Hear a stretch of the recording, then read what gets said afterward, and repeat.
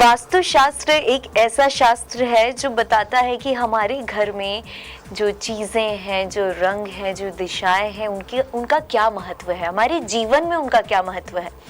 और ये एक ऐसा विषय है जिसे कई बार लोग नज़रअंदाज कर देते हैं और जब वो परेशानियों से निकलते हैं या फिर उनके कोई काम अटकते हैं या घर में कोई अनहोनी होती है या कहते हैं कि अच्छे से नींद नहीं आती, चैन नहीं है, और हम लोग इन सब चीज़ों को सोचते हैं, समझते हैं, पर इनकी जो नब्ज़ है, जो एक्चुअल इन सब का कारण है, उसे नहीं पकड़ पाते। और वो घर से ही शुरू होता है, वो दिशाओं से शुरू होता है, वो आपकी बैठने उठने के तरीके से शुरू होता है, और वास्तुशास्त्र इसी का ज्ञान देता है। मुझे आज बहुत अच्छा लग रहा है क्योंकि मैं आज बहुत सारी चीज़ें यहाँ से सुन के जाने वाली हूँ, सीख के जाने वाली हूँ। वास्तुशास्त्र की इस बहुत ही महत्वपूर्ण सेगमेंट में हमारे साथ आज ज्वाइन किया है चैतन्य स्वामी जी ने। आपको सबसे पहले बहुत बहुत आपका स्वागत करते हैं स्वामी जी यहाँ पे हमारे शो पे। और ये वास्तुशास्त्र की बात हो रही है तो मैं स्वामी जी के बारे में आपको और बताऊं कि इन्होंने वर्ल्ड रिकॉर्ड बनाया है इसमें, और ये हमारी करतल रेखाएं, जो हमारा हाथ होता है उसकी रेखाएं देखकर घर का वास्तु बता देते हैं। इनफैक्ट वास्तु में आपकी क्या गड़बड़ है, आपके घर में कहाँ कौन सी परेशानी है, क्या चीज़ बदलाव करनी चाहिए कि आपके घर में सब अच्छा हो जाए, ये तक स्वामी जी बता देते हैं। तो स्वामी जी ये तो बहुत ही कमाल की चीज़ है, क्योंकि मुझे लगता है कि इंसान जा नहीं सकता या आप तक नहीं पहुंच सकता, आप उस तक पहुंच जाते हैं सिर्फ हस्त रेखा देखकर, मतलब करतल रेखाएं देखकर। सो ये जो आपका सबसे पहले पूछती हूँ कि ये जो आपने वर्ल्ड रिकॉर्ड बनाया, इसकी क्या कहानी हुई? सबसे पहले तो आप सबको प्रणाम, ओम हरिओम, जय गजानन। ओम हरिओम। और जूही जी, आपका अनेकानेक आभार कि आप इस प्रसंग के बहुत बड़ी मतलब हिस्सेदार हैं कि एक आम व्यक्ति तक ये बात पहुंच रही है। जी बिल्कुल, क्योंकि अभी तक किसी को बताया नहीं, जहाँ पॉपुलर नहीं हुआ है विषय जी। पर वास्तु का वर्ल्ड रिकॉर्ड जो है वो बहुत अच्छा है, और इससे मतलब घर घर जाने की आवश्यकता नहीं है जी। व्यक्ति स्वयं चल के जा सकता है, या उसकी हाथ की प्रिंट से या उसके पाम से जो है करतल से हम बता सकते हैं जी। तो आप अभी क्या प्रश्न कर रहे थे मुझसे? जी, मैं यही पूछ रही थी कि इसकी कहानी कैसे शुरू हुई, मतलब ये कैसे आपने सोचा, कहीं ना कहीं एक बीज मस्तिष्क में बोया होगा आपने कि कैसे कर सकते हैं ये, तो ये एक यूनिक तरीका कैसे निकाला? इसका संपूर्ण श्रेय जो है हमारे गुरुजी को है, जो गजानन महाराज शेगांव वाले हैं महाराष्ट्र के। वो समाधिस्थ हो गए 110 साल से, और उनकी कृपा, बहुत बड़ी कृपा है हमारे ऊपर, और उनकी प्रेरणा से, उनकी आज्ञा से, उनके ही मार्गदर्शन में अभ्यास किया गया है, उन्होंने करवाया है। तो उन्होंने कुछ प्राचीन ऋषि मुनियों की जो पुरानी परंपरा है उसको आभास कराया, और उनका एक ही था कहना कि पिंड पिंड ब्रह्मांड जी, कि हर पिंड में ब्रह्मांड है, हर चीज में यूनिवर्स पूरा बसा हुआ है, बस आपको शोधन करते आना चाहिए जी। तो यदि वास्तु है तो आपके करतल में भी उस वास्तु का कहने का उल्लेख मिलता है, अगर आप उसको समझते हैं, रेखाओं को, उन चिन्हों को पढ़ पाते हैं तो जी। तो उन्होंने जैसे जैसे मार्गदर्शन किया, क्योंकि इसकी कोई किताब नहीं अभी तक मेरे पास आई है, बिल्कुल बिल्कुल, बस गुरुजी के मार्गदर्शन में किताब लिखना चल रहा है, मतलब जारी है उसका लिखना। तो वो जो किताब बनेगी वो शायद प्रथम ऐसी पुस्तक होगी जो करतल से वास्तु बताएगी। क्या बात है, मतलब इंसान के घर तक आपको जाने की जरूरत नहीं है, या उसके अगर वो कहीं दूर रहता है तो भी नहीं, वो अगर अपने करतल रेखाएं या वो खुद आकर आपको ये अपना हाथ दिखाता है तो आप उसके घर के वास्तु के सारी हिस्ट्री सिविक्स बता सकते हैं, मतलब कि अभी किस घर में रह रहे हैं, पुराना घर कौन सा था, अब आने वाले का क्या है। मुझे लगता है ये एक बहुत बड़ा चीज कवर हो जाती है, बहुत बड़ी बात कवर हो जाती है। और साथ साथ न केवल उनका अपितु उनके रिश्तेदारों का, जो खून रक्त संबंधी है, जैसे माता पिता है या भाई बहन है। अच्छा। तो जैसे कई बार क्या होता है कि व्यक्ति रहता कहीं और है, जॉब के लिए, धंधे के लिए कहीं और सेटल हो गए, पैतृक जमीन कहीं और है, बोले साहब आपकी पैतृक जमीन है, वहाँ पे कुआं बना हुआ है, गलत है, या वहाँ झाड़ है अच्छा है, उसके कारण आपको इफेक्ट पड़ रहा है या आपको तकलीफ हो रही है, तो वो देख सकते हैं। क्या बात है, वास्तुशास्त्र की बात हो रही है, और स्वामी जी से बहुत सारी आज चीज़ें जानने की कोशिश करेंगे, क्योंकि हमें जितना ज्ञान है वो ये है कि ये चीज़ सही है, गलत है, और बहुत ही सतही ज्ञान है। हमने जितना पढ़ा है, या हम कई लोगों से बात करते हैं, जो आता है वो नया ज्ञान दे देता है। घर में कोई आए तो बोले अरे तुम ये नहीं जानते हो क्या, ऐसा नहीं करना चाहिए। पर एक जो ज़रूरी ज्ञान है, वो तो एक जो विशेषकर है उस फील्ड का, वही बता सकते हैं हमें। तो स्वामी जी, सबसे पहले अब इसके बाद आप ये बताएं कि आप वास्तु से जुड़े हैं, पर वास्तु का हमारे जीवन में कितना महत्व है और ये कितना हमारे जीवन को अफेक्ट करता है? आप अप्रत्यक्ष रूप से एक ऐसा प्रश्न कर रहे हैं कि ऑक्सीजन के हमारे लिए क्या महत्व है। जी, मतलब जी नहीं सकते हम उसके बिना। जी, क्यों कि अगर आप जीवन जी रहे हैं तो कहीं ना कहीं तो रह रहे हैं, चाहे झाड़ पे रह रहे हो मचान बना के, चाहे जमीन में गुफा खोद के रह रहे हो, चाहे एक झोपड़ा बना के रह रहे हो, कहीं ना कहीं रह तो रहे हैं। और जहाँ वास्तव में है वही वास्तु है। बिल्कुल सही। तो उस वास्तु के अंदर आपका जीवन मरण पूरा आ जाता है। जीवन मरण सारी जो जरूरी चीजें, जो मुख्य आयाम होते हैं, एक जन्म लेना, एक परण मतलब शादी करना, पढ़ना जिसको बोलते हैं, और मरण मतलब मृत्यु को प्राप्त होना, तीनों ही गति जो है जीवन की उससे संबंधित होती है। तो इसलिए ये तो बिल्कुल जीवन का पर्याय है, सॉरी जीवन का पूरक है ये, इसके बिना जीवन ही नहीं हो पाएगा। जी। इसलिए वास्तु को अगर हम सोचें कि कहाँ किसी लेवल पे जाके काउंट करें तो ये तो बहुत मुश्किल काम हो जाएगा। जी, पर महत्वपूर्ण बहुत है। हाँ। हमारा जीवन चल रहा है इसकी वजह से, और जो चल रहा है उसमें अगर हम परिवर्तन करते हैं तो वो और अच्छे से चलने लग जाता है, क्योंकि हमें लगता है कि ठीक है इससे क्या फर्क पड़ेगा, पर एक छोटी छोटी सी चीज़ों से अगर आप बदलाव करते हैं तो एक बहुत बड़ा बदलाव सामने आता है। और वो स्वामी जी हमें बताएंगे। स्वामी जी, ये वास्तु में किन किन चीज़ों का महत्व खास तौर पे बताया गया है? देखिए, वास्तु में मैं बताया ब्रह्मांड में पंच महाभूत है जी, तो ये पंच महाभूत का ही महत्व है। ये पंच महाभूत का स्थान नियत है, कहाँ पे क्या होना चाहिए, वो जहाँ जैसा रहता है। जैसे हवा तो सब दूर रहती है, उसमें हम कुछ नहीं कर सकते, पृथ्वी अपनी जगह पे है, आकाश अपनी जगह पे है, तो तीन तो चले गए, पांच बचे दो, जल और अग्नि, जो कि मूवेबल है। मतलब हवा तो सब दूर रहती है, लेकिन जल अग्नि मूवेबल है, इनको आगे पीछे कर सकते हैं। जैसे कहीं कुआं खोदना है नहीं खोदना है, कहाँ भट्टी लगाना, अग्नि लगा नहीं लगाना, तो ये चीजें हम हमारे हिसाब से आगे पीछे ट्रांसफर कर सकते हैं। और इन्हीं का खास महत्व बताया, इनका बैलेंस ही सब कुछ बिगाड़ता है। अगर ये सही जगह पे सही वस्तु, अग्नि की जगह अग्नि होगी, जल की जगह जल होगा, तो निश्चित तौर पर जो है वास्तु बहुत कुछ शुद्ध होगा। फिर एक तरफ होता है वजन, एक तरफ होता है हल्कापन। वजन कहाँ रखना है, हल्का कहाँ रखना है, उसके आधार पर भी वास्तु निर्भर करता है। और दिशाएं भी बताती। जैसे मान लो एक तरफ बहुत बड़ा वजन रख दिया, पहाड़ जैसे घर के सामने हो, तो अगर आप रहोगे तो पहाड़ अगर घर के सामने है तो उलाल ही हो जाएगा व्यक्ति, और वही पहाड़ घर के पीछे होगा, बैक साइड होगा, तो सपोर्ट हो जाएगा। क्या बात है। और ये हम कभी सोचते नहीं है, ये हम तो सोचते हैं अच्छा है दिखने में, अरे ये जगह अच्छी है। इनके कई उदाहरण बरसों से हम कर रहे हैं, 25-30 साल हो गए जी। आपको बोल छोटा बताता हूँ, ये अपना हरियाली ढाबा है जी, उज्जैन रोड पे पड़ता था, जो जेल का जो नया जेल बना है उज्जैन रोड पे, पहले जेल के पहले वो ढाबा उस तरफ था, उस पहाड़ उसके पीछे आ रहा था। तब बहुत चला और जैसे उन्हें जेल बनने को आज प्रशासन आया, उन्होंने उसको शिफ्ट किया और सामने गए, वो बर्बाद हो गया। आज ढाबे के पिल्लर टूटे पड़े वहाँ पे, जमीन पे बाकी कुछ नहीं है, टोटली रूइंड, मतलब पूरा बर्बाद। तो क्या कि पहाड़ पीछे था तो तरक्की थी, बहुत बड़ा साथी था, और सामने आया तो वही पहाड़ ऑब्स्टेकल बन गया, संकट बन गया जी। सही कहा आपने। तो ऐसे वजन का फर्क पड़ता है, वजन कहाँ होना चाहिए, कहाँ नहीं होना चाहिए, जल कहाँ होना चाहिए, कहाँ नहीं होना चाहिए। जल कहाँ होना चाहिए स्वामी जी? जल वैसे सभी दूर चलता है, पर विशेष करके पूर्व, उत्तर और पश्चिम 3 दिशाएं हैं। इन 3 दिशाओं में, और इन 3 दिशाओं के कोने जो है पूर्व उत्तर कोना और उत्तर पश्चिम कोना, वायव्य कोण और ईशान्य कोण, यहाँ जल चलता है जी। बाकी नैऋत्य कोण और अगले कोण में जल नहीं होना चाहिए, दक्षिण दिशा में जल नहीं होना चाहिए। और अग्नि और जल का सामंजस्य कैसे बिठाना चाहिए?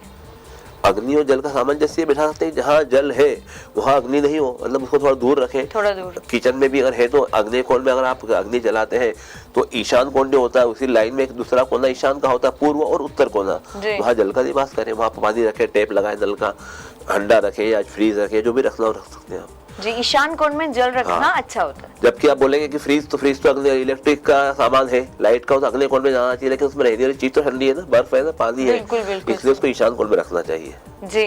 और ईशान कोण के मैंने और भी बहुत सारे अच्छे महत्व देखे हैं स्वामी जी के। ईशान कोण में पढ़ाई बहुत अच्छे से होती है।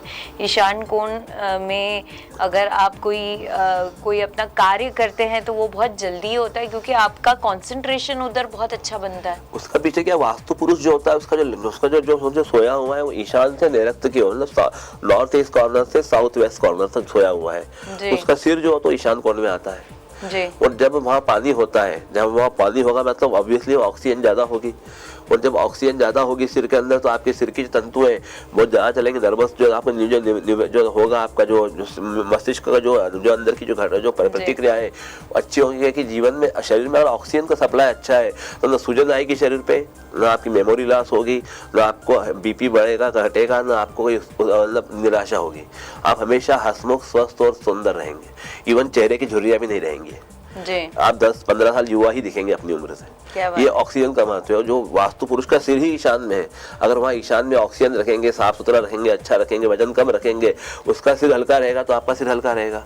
अगर आपने वहाँ अटारा रख दिया, वजन रख दिया, वो लेटबाद बना दिया, गंदी चीजें रख दी, क्योंकि उसको ईश्वर का स्थान बताया ईशान को, वहाँ गंदगी रखेंगे, लेटरिन बाथरूम बनाएंगे तो हमारे बच्चे कैसे सुखी हो सकते हैं। बिल्कुल सही। और आपके सिर पे भी कर्जा होगा, वजन बढ़ेगा, आप नाना प्रकार के विचार में गिरेंगे तो बीमारी आएंगी, वो बीमारी आएगी। मतलब एक छोटी सी चीज से कितना, जैसे कई बार हमने देखा है कि ईशान कोण में एक अलमारी रख दी है और कचरे की अलमारी है, मतलब उसमें पुरानी कपड़े और ये सब रखे हुए हैं, उसको अलमारी को हटाया और जीवन में बहुत सकारात्मक ऊर्जा आ गई। तो ये एक बहुत छोटी, कहने के लिए बहुत छोटी सी चीज है कि उसका सिर्फ स्थान परिवर्तन किया वहां से, पर उस स्थान को वहां से क्लियर करने से एक बहुत बड़ा 61 प्रकार के देवता, 64 प्रकार के देवता वास्तु शास्त्र में बताए गए। जो प्रसाद वास्तु होता है मंदिरों का अलग होता है, घर का अलग होता है। वो जो 61 देवता है उन देवताओं में सब प्रकार रज तम और सत तीनों गुण के देवता आ गए, राजसी देवता, तामसी और सात्विक। और सबके इवन आपके लेट बाथ में भी देवता बैठे हुए हैं, आपके बेडरूम में भी देवता बैठे हैं, आपके ड्राइंग रूम में भी है, आपके अग्नि किचन में भी है, आंगन में भी, सब जगह देवता बैठे हुए हैं। तो उनकी पूजा की जाए। वास्तु जो पूजा होती है वो क्या होती है, वो यही तो होती है, मंडल बनते हैं, उनका छोटा मॉडल बनता है, उसमें सब देवताएं स्थापित करते हैं, उनकी सबकी पूजा होती है, उनको आहुति देते हैं। किसी को घी की लगती है, किसी तिल की लगती है, किसी को चावल की लगती है, कि दूध भात की लगती है, किसी को दही और बलिदान देते हैं, चौराहे पे जाके रख के आते हैं, उतारा करते हैं पूरे घर का, उसमें क्षेत्रपाल बलि होती है, उसमें दही और उड़द और गुलाल डाल के अगरबत्ती लगा के देखना, उतारा करके लेके जाते हैं। कोई लेबर क्लास जो होता है वो लेके रख के आता है चौराहे पे, बोल देखना पलट के बोले छोड़ के आ जाओ उसको। तो इसका अर्थ ये होता है कि वहाँ जो अब तक नेगेटिव एनर्जी जो थी, नकारात्मक ऊर्जा थी, चाहे भूत हो, प्रेत हो, पिशाच हो, शाकिनी हो, डाकिनी हो, जो भी दृश्य अदृश्य जो नेगेटिव एनर्जी थी, उन सबसे प्रार्थना करके, उनको संतुष्ट करके, उनको खिला पिला के कि भैया ये उतारा लो और यहाँ से जाओ और कहीं और जगह जहाँ आपको लगे वहाँ जाओ जी। ये वास्तु का पूजन का महत्व है। लोग क्या करते हैं, फ्लैट ले लिया, सत्यान करा, कन्या जमा दी, बोला हाँ पंडित जी बोला कन्या जमा, तो हम चले गए रहने के लिए। जो पर्टिकुलर जो वहाँ बैठे हुए हैं उनका नैवेद्य मिला ही नहीं। किसी को नॉनवेज लगता है, किसी को वेज लगता है, कोई तामसी है, कोई राजसी है, कोई सात्विक है। तो ये शहद है, उड़द है, ये जो है ये मांस के रूप में आता है। उड़द जो होता है शहद मदिरा के रूप में आता है, मतलब उसका सब्स्टिट्यूट है हमारे धर्मों में। बोलते हैं काले का को धार देते हैं, शहद दे दिया अपन ने, या काले उड़द दे दिए, दही दे दिया। तो ये जो है उनसे उनकी तृप्ति होती है, जिसको जो चाहिए वो ले लो, तृप्त हो जाओ और यहाँ को छोड़ के जाओ। मतलब हम यहाँ रहने आने वाले हैं तो गलत चीज नहीं हो, एक।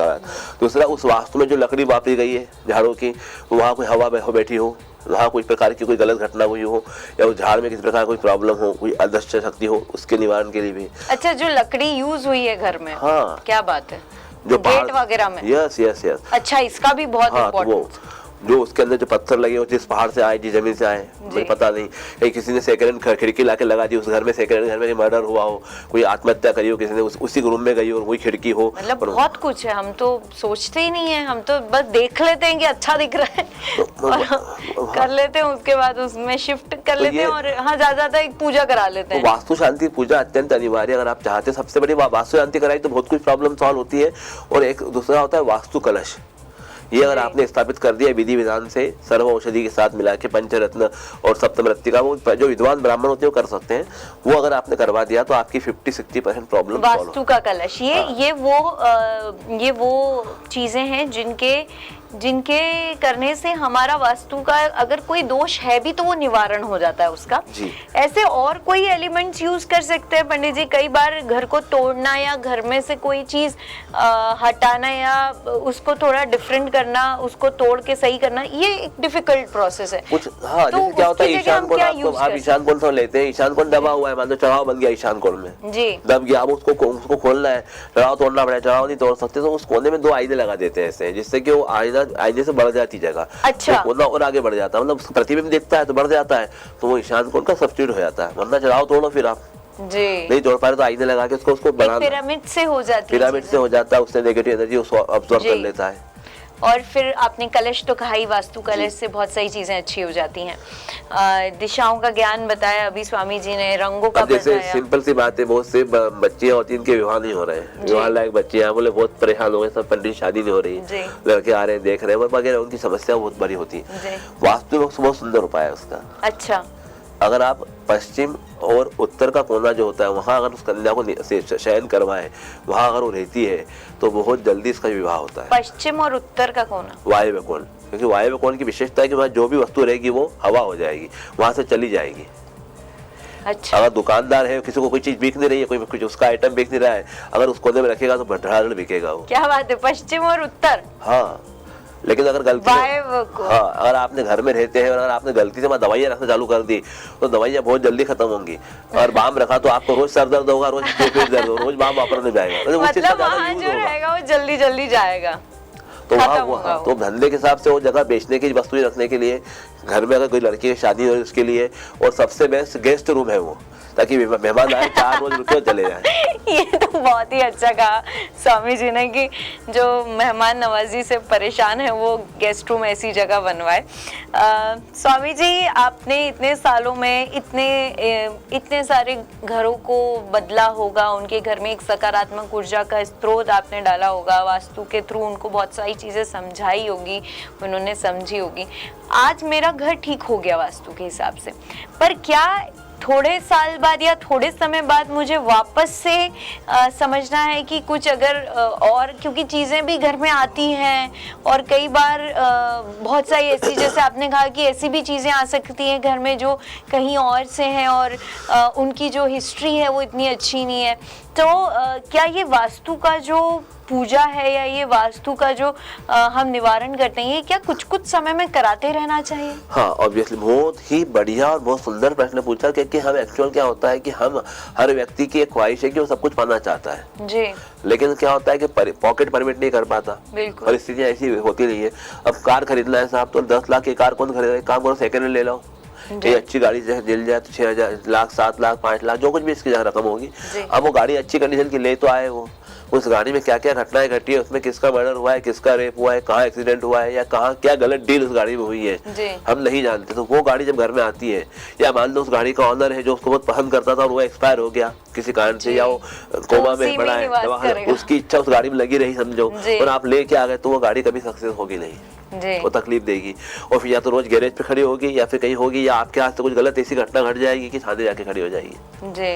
तो ऐसे टाइम पे हमको ये जो वास्तु का जो है, इसको जैसे हम LIC या किसी प्रीमियम भरते हैं वैसे 6 महीने साल 1.5 साल में एक बार, क्योंकि क्या 1.5 साल में अगर कोई चीज आई होगी घर में, मालूम पड़ जाएगा उसका हो रहा क्या है क्या नहीं। वही सवाल था कि वो लोग क्या एक बार करा के एकदम वो जाते हैं निश्चिंत कि हमने तो करा लिया सब, हमारा घर तो बहुत फ्री हो गया, और उसके बाद वो जो चीजें ला रहे हैं नहीं ला रहे हैं तो वो ठीक है, फर्नीचर ले आया, बेड लिया है। अब एक बहुत पुरानी बात है, एक बार मैं गया था उनके यहाँ, रात को देख के आए, वास्तु समझ में नहीं आ पाया बराबर, बोले हमारा सब कुछ सही है, ये सही है वो सही है, बोले फिर भी प्रॉब्लम आ रही है, हम तो बहुत परेशान है। मैंने ऐसा करते हैं, रात को समझ में नहीं आ पा रहा है, मैं देख से वापस आऊंगा, मतलब मैंने विजिट किया, वापस से गए वहाँ पर, तो एग्जैक्टली घड़ी के हिसाब से ईशान कोण में उन्होंने लकड़ी का हैवी फर्नीचर बना लिया था, टीवी का शोकेस वगैरह। वो मैंने कहा शोकेस कब बनाया? बोले इससे समय बनाया। मैंने आप परेशान कब से? बोले उसके बाद से। इसको हटाओ एग्जैक्टली मतलब वो मैं 0 से आया था इंदौर में, 0 से सफर शुरू करा, बोले बिल्कुल आगे तक पहुंच गया, सिफर से शिखर तक पहुंच गया था, और पिछले 6-8 महीने के अंदर नीचे आ गया वापस। मैंने आपने पूरा ईशान दबा दिया तो कैसे क्या होगा? पूरा घर सही है, सिर्फ एक ईशान कोण ने उनको इतनी तकलीफ दी जी। डायरेक्ट तो पूरे बोरिंग होता है ना अपने नॉर्थ अपने सॉरी साउथ वेस्ट कॉर्नर, वो बोरिंग सबसे भयानक दोष होता है वास्तु का, क्योंकि उसमें अगर बोरिंग है, वहाँ पानी है, तो आदमी गड्ढे में ही जाएगा, कभी नहीं उभर सकता, दलदल जैसे घुसते जाता है।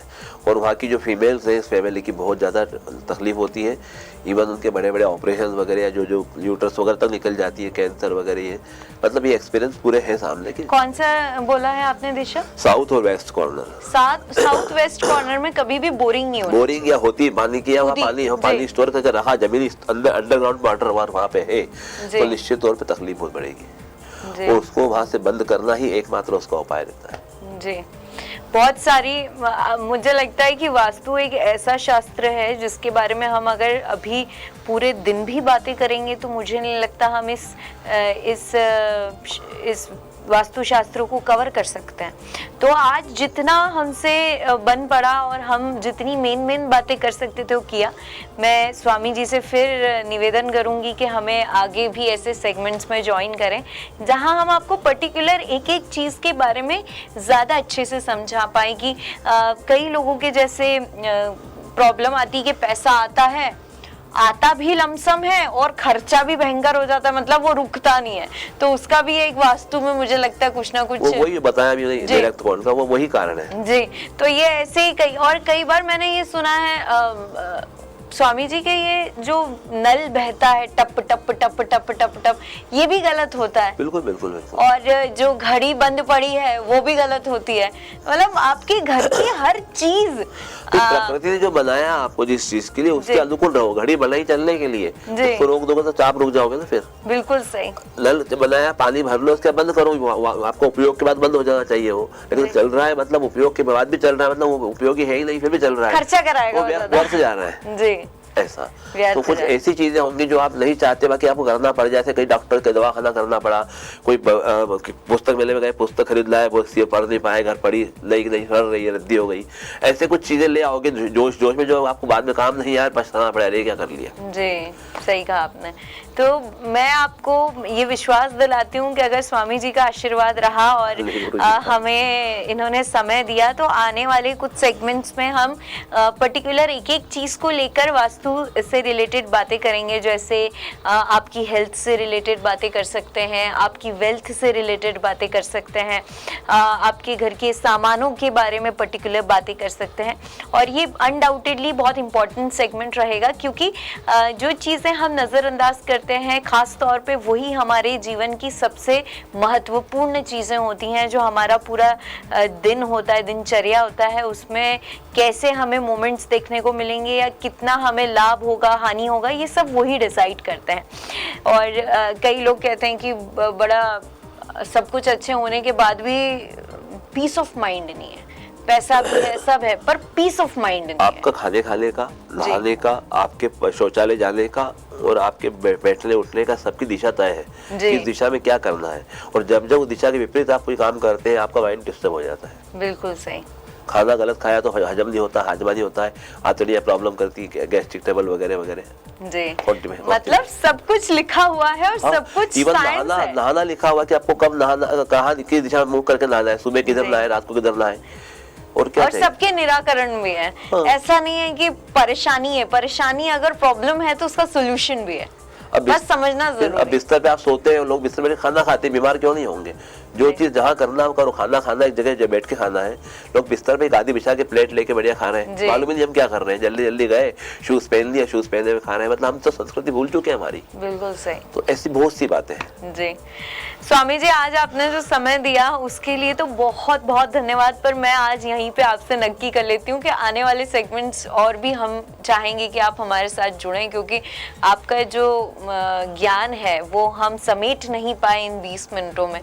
तो हम चाहेंगे कि आप आगे भी आएँ और हमारे साथ हम आपसे आपके ज्ञान में थोड़ा बहुत और हम भी समझने की और कोशिश करें। गुरुजी की कृपा रही, उनकी इच्छा रहेगी तो अवश्य आएंगे। हमारा तो कुछ है नहीं, अपना जो भी है गुरुजी का है। क्या बात है। बहुत जल्दी हम वापस स्वामी जी से निवेदन करेंगे कि वो हमारे ऑफिस आए और हम वापस आपके लिए कोई ना कोई ऐसा सेगमेंट एस्ट्रोलॉजी वास्तु से रिलेटेड लेकर आए। सो बहुत बहुत धन्यवाद स्वामी जी, आप हमारे आज ऑफिस आए और आपने हमारे व्यूअर्स के लिए इतना अच्छा इंफॉर्मेटिव सेगमेंट आप लेकर आए। और आने वाले समय में अगर आपको और कोई परेशानी हो तो आप ज़रूर चैतन्य स्वामी जी से कनेक्ट करें। और कहाँ कनेक्ट कर सकते हैं आपसे स्वामी? हमारा यहाँ पे ऑफिस है इंदौर में, RNT रोड पे श्री वसंत कॉम्प्लेक्स में जी। तो वहाँ पे आके लोग अपने भाग्यवाद एस्ट्रो वास्तु सेंटर जी, LG 95 भी है और LG 71 भी है, 2 ऑफिस है वहाँ पर जी। वहाँ पे आप बिल्कुल अपने जीवन में अगर कोई रुकते काम, आपके बनते काम रुक रहे हैं, जो भी आपको लग रहा है, तो एक बार जरूर जाएं और एक बार जरूर बात करें। कि अपॉइंटमेंट लेके आए ज्यादा बेहतर रहेगा, ज्यादा अच्छा रहेगा ताकि सब लोगों को अच्छे से हम हैंडल कर सके, ट्रीट कर सके। बिल्कुल क्या बात है। So, आज का ये सेगमेंट बहुत अच्छा रहा। समय है आप सभी से इजाजत लेने का। आने वाले सेगमेंट्स में कुछ और ऐसी ही इंफॉर्मेटिव बातें रहेंगी वास्तु से रिलेटेड, एस्ट्रोलॉजी से रिलेटेड, और आपको आपके समक्ष हम पहुंचाते रहेंगे। सो कैसा लगा आपको हमारा सेगमेंट, हमें प्लीज फीडबैक जरूर दीजिएगा feedback@gmail.com। तब तक के लिए आपकी दोस्त जूही अब आपसे अलविदा लेती है चैतन्य स्वामी जी के साथ। पर आप देखते रहिए आपका फेवरेट चैनल हैथवे BTV युवा, क्योंकि इस जमाना वी द यंगस्टर्स का। नमस्ते।